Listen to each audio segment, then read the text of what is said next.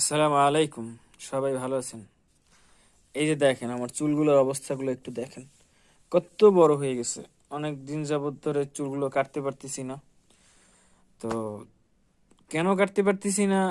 আমি যেখানে থাকি না, এখানে আসলে আমার যে সেলুন সেটা অনেক দূরে।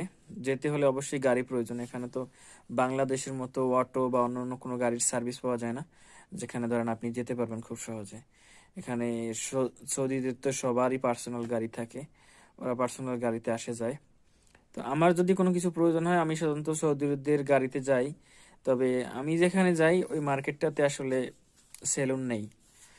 তো এখন আমার চুল কাটতে হবে, তো সৌদিকে বললাম যে আমার চুল কাটতে হবে, তো আমাকে যদি একটু নিয়ে যেত। সে বললো কই নিয়ে যাব, এখানে তো ধারে কাছে নেই কোনো জায়গা, এখানে সেলুন আছে আসলে, তো অনেক দূরে। তো আমি বললাম তাহলে একটা চুল কাটার জন্য একটা মেশিন নিয়ে আসেন। সে বললো আচ্ছা ঠিক আছে।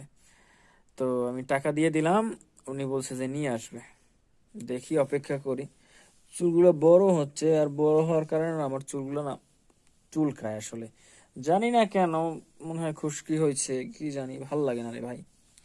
বিদেশ আসার পরে আসলে আপনার মন মতো কিছুই করতে পারবেন না, অন্যের মন মতো চলতে হয়। কি যে অবস্থা!